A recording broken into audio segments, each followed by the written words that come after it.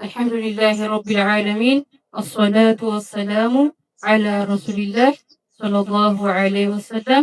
اللهم بارك وسلم على سيدنا ونبينا وشفيعنا محمد خاتم الأنبياء والمرسلين وعلى آله وصحبه أجمعين آمين. وبعد السلام عليكم ورحمة الله وبركاته. በዚህ ቻናል ፕሮግራም ተከታታዮች በእናንተም ላይ የአላህ ሰላም እዝነት እንዲሁም በረከት ይስፈን። እንግዲህ በዛሬው ክፍል በባቡ ሳኒ በክፍል 2 የምንመለከተው አሁን በያዝነው ረመዳን ታላቅ ወር ለ25 ተከታታይ ዓመታት የወረደውን ቁርአኑል ከሪም እንዴት ነበረ ወደ ነብዩ ሰለላሁ ዐለይሂ ወሰለም የሚወርደው የሚለውን እናያለን። ከይፈ ካነ በድዑል ወሕይ ኢላ ረሱሊላህ ሰለላሁ ዐለይሂ ወሰለም።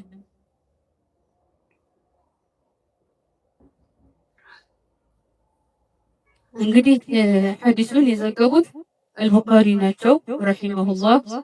ሐዲሱን ያስተላለፉት እናታችን አይሻ ረዲየላሁ ዐንሃ ኡሙል ሙእሚኒን ናቸው። ከይፈ ካነ በድዑል ወሕይ ኢላ ረሱሊላህ ሰለላሁ ዐለይሂ ወሰለም ፈቃለት አይሻ ኡሙል ሙእሚኒን ረዲየላሁ ዐንሃ ሐሪስ ኢብኑ ሐሺም ረዲየላሁ ዐንሁ ሰአለ ረሱለላህ አሉ ከይፈ የእቲከል ወሕዩ ያ ረሱለላህ አላቸው። ወሕይ እንዴት ነው የሚመጣልህ አንተ የአላህ መልእክተኛ ብሎ ጠየቃቸው አሉ። ፈቃለ ረሱሉላህ ረሱልም አሉ መለሱ አሕያና የእቲኒ ምስለ ሶልሶለቲል ጀርሲ ወሁወ አሸድሁ ዐለየ አንዳንዴ የደወል ድምፅ በመምሰል ይመጣል። የዚህ አይነቱ አመጣጥ ሁሉም የከበደ አመጣጥ ነው። ፈዩሶሙ ዐኒ ወቀድ ወዐይቱሁ አንሁ መቃለ የወረደውን ከቀሰምኩ በኋላ ሁኔታው ያልፋል ብለዋል። እንግዲህ አይሻን ተዘገው እንዳስተላለፉት ወአሕያናን አሉ አንዳንዴ ደግሞ የተመሰሉ ሊየ አልመለኩ ረጁለን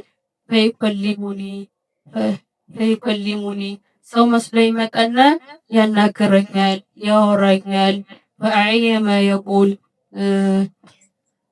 አንዳንዴ ሰው መስሎ ይመጣና ያወራኛል፣ ያናገረኛል። የሚናገረው በሙሉ እቀስማለሁ ብለዋል። እናታችን አይሻ ረዲየላሁ ዐንሃ እዚህ ላይ ጨምረው ተናግረዋል።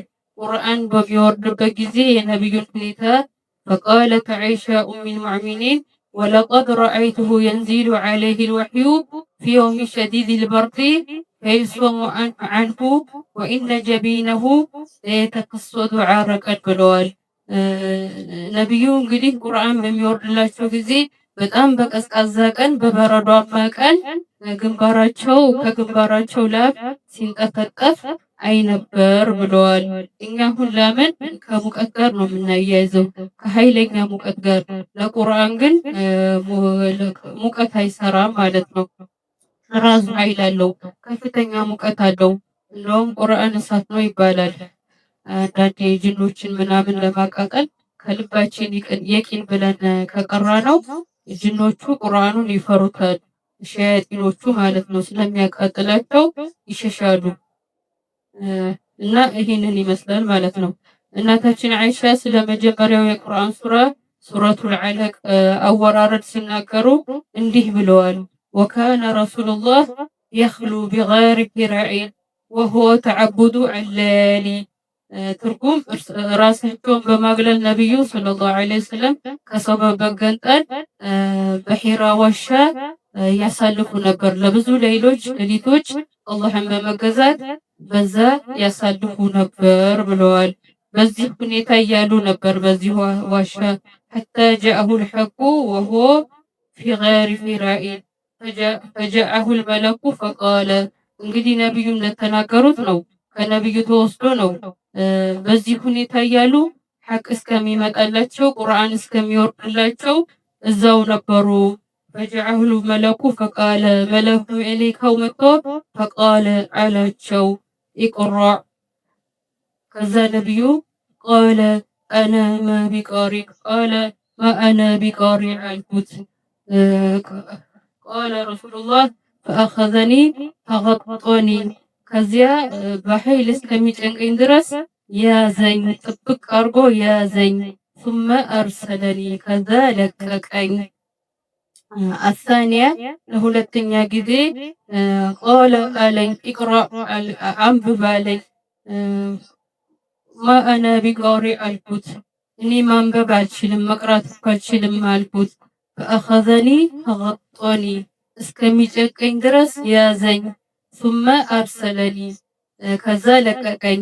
አሳሊተ ለሶስተኛ ጊዜ ቃለ አለኝ ኢቅራ አንብብ ማአና ቢቃሪ አልኩት፣ እኔ እኮ ማንበብ አልችልም አልኩት መቅራት አልችልም አልኩት። ፈአኸዘኒ ፈገጦኒ እስከሚጨንቀኝ ያዘኝ።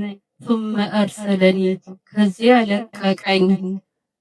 ከዛ ኢቅራ ቢስሚ ረቢከ ለዚ ኸለቅ ከዛ ራሱ አነበበው። ኢቅራ ቢስሚ ረቢከ ለዚ ኸለቅ በኸለቀህ በፈጠረህ ስም ጌታህ ስም አንብብ አንብብ በዚያ ሁሉ በፈጠረው ጌታህ ስም አለኝ። ኸለቀል ኢንሳነ ሚን ዐለቅ ሰውን ከረጋ ደም በፈጠረው ጌታህ ስም። ኢቅራ ወረቡከል አክረም አንብብ ጌታህ በጣም ቸር ሲሆን፣ አለዚ ዐለመ ቢልቀለም ያ በብዕር ያስተማረ ሲሆን፣ ዐለመል ኢንሳነ ማ ለም ይዕለም ሰውን ያላወቀውን ሁሉ ያሳወቀ ሲሆን። ይሄ እንግዲህ ይቀራላቸው ማለት ነው።